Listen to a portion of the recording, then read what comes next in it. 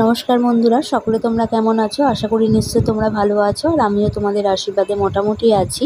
তো খেয়ে দিয়ে উঠেই বেরিয়ে পড়লাম, একটুও রেস্ট নিতে পারলাম না, কেননা ভাবলাম যে বিকেল বিকেল বেরিয়ে পড়ি, সন্ধে হয়ে গেলে আর যদি শুয়ে পড়ি আর উঠতে ইচ্ছা করবে না, আলস্যি ধরে যাবে। তাই জন্য এখনও বিকেল আছে। রাস্তায় হাঁটতে হাঁটতে খুব কাছের মানুষের সঙ্গে দেখা হয়ে গেল, বড় পিসির সঙ্গে দেখা হলো। বড় পিসি বৌমা নাতিকে নিয়ে বেরিয়েছে, তো ওরাও কেনাকাটা করতে বেরিয়েছে, তবে ওদের কেনাকাটা মোটামুটি কমপ্লিট হয়ে গেছে। তো ওদের সঙ্গে আবার হাঁটতে শুরু করলাম। মাঝখানে বড় পিসি কোথায় যেন হারিয়ে গিয়েছিল, নাতির হাত ধরেছিল, কিন্তু তার মধ্যেই কোথায় যেন হারিয়ে চলে গেল।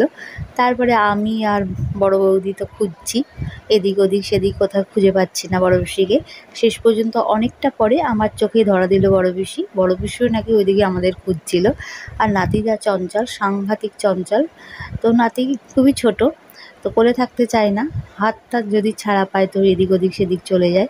যাই হোক, কোনোভাবে খুঁজে পাওয়া তো গেছে। তারপরে বড় বৌদি বললো চলো মোমো খাই। মোমো মানে কি, এটা খেতে বলছে, ওটা খেতে বলছে। আমি তো ভাত টাত খেয়েই বেরিয়েছি, কিন্তু আমার কিছু মানে খেতে ইচ্ছা করছিল না। তারপরে বললাম চলো মোমোটাই খাই। তো মোমো অর্ডার দেওয়া হয়ে গেছে, ভেজ মোমো খাবো।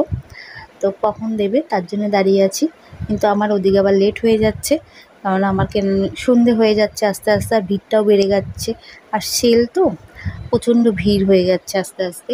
তো যাই হোক, মোমোটা খেয়ে আমি চলে যাব আমার জায়গায়। কিন্তু বড় পিসির তো কেনাকাটা কমপ্লিট হয়ে গেছে, বড় পিসিরা এখান থেকেই বাড়িতে চলে যাবে সোজা, কিন্তু আমার তো এখনও হয়নি, আমাকে আবার যেতে হবে। কথা বলতে বলতে মোমো চলে এলো, মোমো হাজির হয়ে গেল, কিন্তু অতিরিক্ত গরম, খাওয়া যাচ্ছে না। আর স্যুপটা তো আরও গরম।